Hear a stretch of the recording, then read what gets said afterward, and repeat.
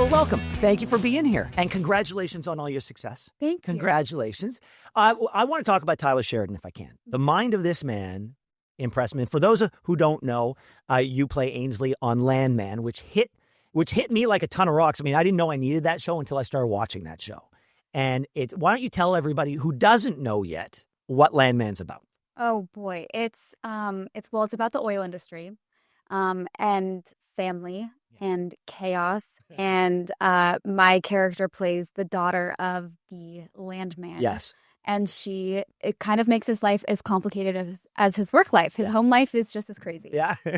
No, I remember before I started watching it, my brother-in-law was watching, and he said, "Listen, Ben, when you start watching this show, you're going to come to a realization that you're one of you're a certain type of person. There's certain men, you put them in different categories depending on the power ranking."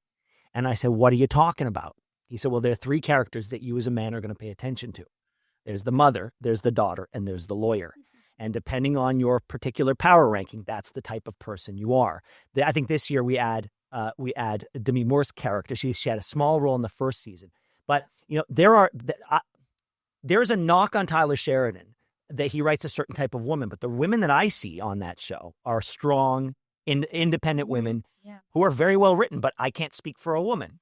I mean, I find them so bold. Yeah. And for Aynsley and Angela in particular, I just feel like they are so themselves, and I find that refreshing. I love the mother-daughter relationship, that they're best friends, and there's really no animosity between the two of them, which is refreshing to see on screen. Yeah.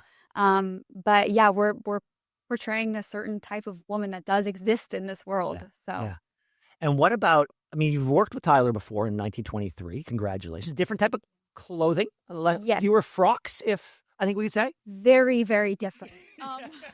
Hard to compare those two characters and those shows in general, but that's what I'm really lucky that he gave me the opportunity to do. Two completely different characters. But you also, by the time this one came around, you knew, and by the time 1923, you knew who he was. He's a force of nature. He's a force in Hollywood, and I think it's fair to say that whatever he touches, is people will watch, and people watch enthusiastically. So this is the type of thing that a young actor would want to sink their teeth into. So talk to me about that moment as an actor who was trying to cut through the noise and have people appreciate her work and who she is, to know that people are going to be watching. Like, you're going to be on a vehicle that people will watch. I think with 1923, my dad was the biggest Yellowstone fan. I'm not sure if you guys are Yellowstone fans. Okay. I didn't watch it, but my dad talked about it all the time. And so I was familiar with his work. And then when I got the audition for 1923, I dedicated it to my dad. They said that to him. I'm like, "This is for you." Oh, it must have been. He must have been so. He was actually. I was with him when I got the call that I booked it, because he was watching my cats at my house when I was in Jackson Hole testing for the show, and I just remember sobbing in my backyard with my dad, which was a really cool moment. And there's something about, like, I've been on a number of television sets. Very cool to be on a back lot in Hollywood, but shooting on location must do something different. It must be a different beast. Oh my gosh. I didn't realize going into both shows, like in 1923, Montana, like that storyline, I needed to be there to shoot. The show wouldn't be the same unless we shot it where it takes place. And like, Texas is such a character in Landman. Yeah. And it aided in all our performances. And also just like as a cast, we bonded so much more when we were all together. Oh, listen, we're going to take a quick break, but you're going to stick around for a few minutes. Hopefully, it'll keep you as long as we can. So don't go anywhere. We've got much more with Michelle Randolph right here on The Ben Mulroney Show. Welcome back to The Ben Mulroney Show. Thank you so much for starting your day with us. And I want to say thank you to my guests. This is a very rare that we have anybody in studio, and certainly this early on a Monday. Very, very happy to have Michelle Randolph, the star of Landman, Taylor Sheridan's hit drama in its second season. No, it's Taylor. Okay. Let me just. Okay. So it's called The Ben Mulroney Show, but for some reason today, my producer has been so very chatty. Might have something to do with our guest. He's been talky, a chatty Cathy during the break. Yes, he's very excited to have you. He's a big fan of the show. Happy. I know. Well, yes, but every now and then we're just gonna have to turn off your mic. Anyway, thank you so much for being here. So what is bringing you to Toronto? Just promoting the show? Promoting the show, yeah. I mean, not the weather, I'll tell you that. But yeah, I got here last night, and so I didn't pack enough for this weather, and the hotel actually has a concierge coat that you can, like, they have a program where they... That makes sense. I mean, in the UK, they've got umbrellas. Oh, I guess, right? But that's different. It's like a full-on coat. Like, that's nice. What else do they have? Do they have boots? Yeah. Oh, I hope they do. I don't know, you get the salt on the shoes and ruins the nice shoes. When you sign on for something like this, do you know, because again, with a guy like Sheridan, you know how he's going to write his own ticket pretty much. Like if he wants his show to go 2 seasons, it's going to go 2. If he wants it to go 4, it's going to go 4. Like he's got a vision in his head for it. How much of his vision are you aware of? Not much. No. I'm going to be honest. Yeah? He tells you as much as he needs you to know. Yeah. And season 1, he was much more vocal about kind of the characters and what he wanted and where the season was going and helping us kind of get an idea so we knew the arc. And for season 2, we didn't get the scripts. Like I got the first 2 before we started filming. Yeah. And then in the middle of it, we were receiving the others. And then shooting, like sometimes I'd get the script, a week before and we'd be shooting it the follow.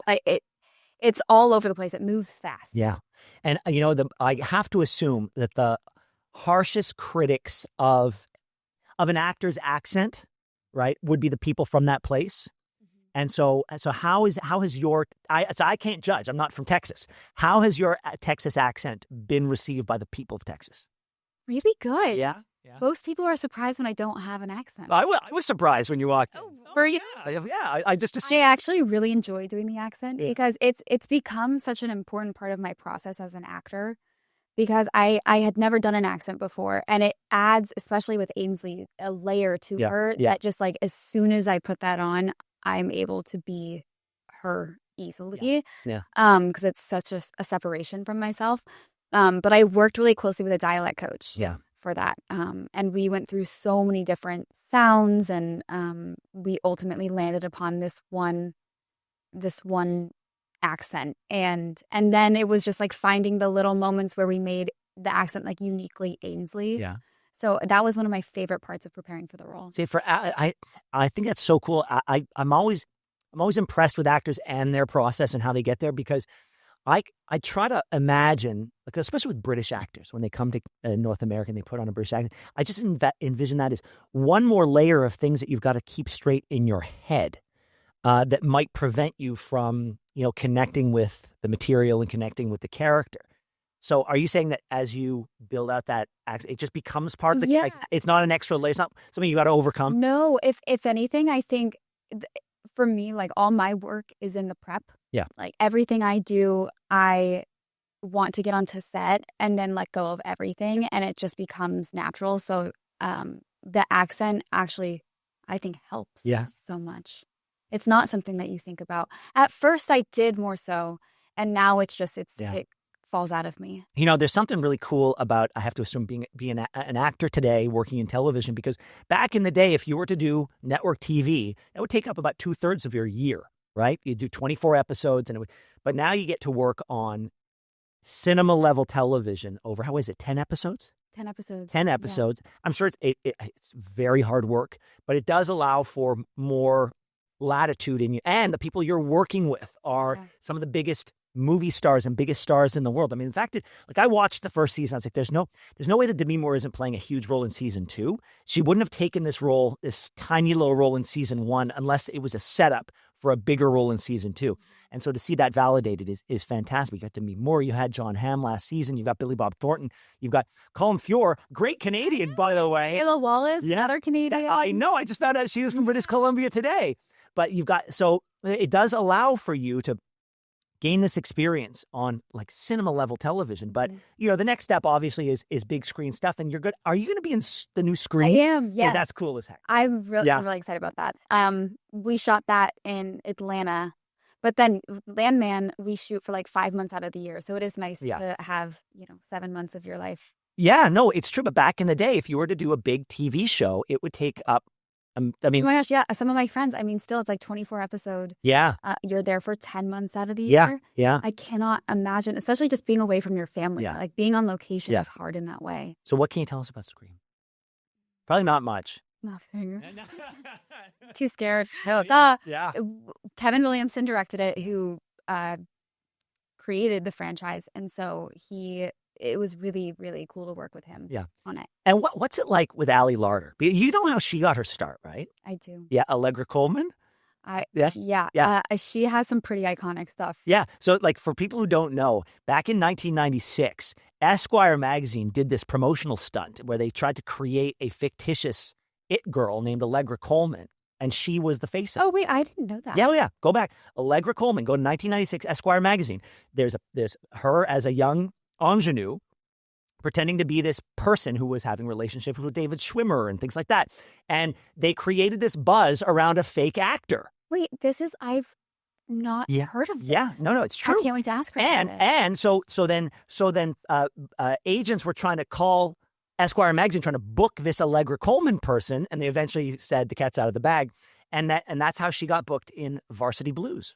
Okay, well, I know a lot about Varsity Blues. Yeah. That comes up often. Of course it does. But she's had an incredible career as well. She has. But she must have, like, and you know, I'm older. She was my Michelle Randolph, right, growing up, right? So the stories she must have for you, and like she's she gives some great advice. Yeah. And I mean, she has a lot of experience with this kind of character, I think. Like, she always plays these really bold, confident women. Oh, yeah. And so it was more of it was intimidating for me to step into as a young, like in the beginning of my career. But for her, she just gave me a lot of confidence in it and was like, just have fun with it.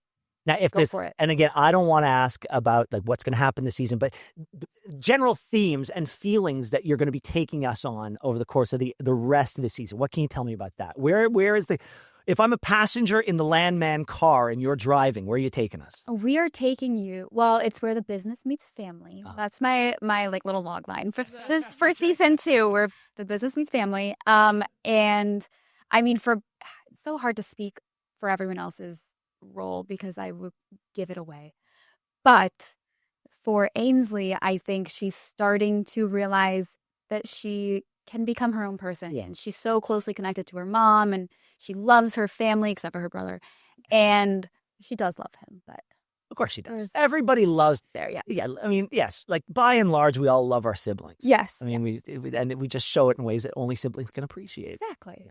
But she's hopefully going to grow up a little bit. Yeah. Well, that's the thing. Like there's moments where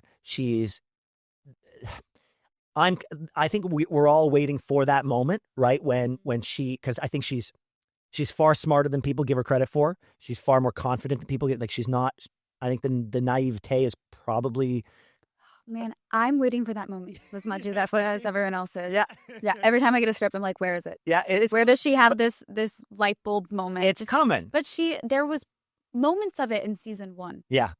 When she's with her dad, but then her mom comes to live with. That's when it goes back. Then she goes back to square one. That's a good point. Yeah, that's a good point. We play the role our parents sort of sometimes assign to us. Mm-hmm. Oh, that's really interesting. Hey, thank you so much for joining us. Good luck with everything, and thank you for being here. Where I could look at you and not Mike Jolet for. With this, you didn't join us. Oh. You keep that microphone off. Michelle Randolph, the second season of Landman is on Paramount Plus and on everybody's social media feeds. Thank you so much. Really appreciate it. Best of luck and stay warm. Thank you. Thanks so much for watching the show. Now, if you enjoyed what you saw, hit that subscribe button so you never miss another episode of The Ben Mulroney Show.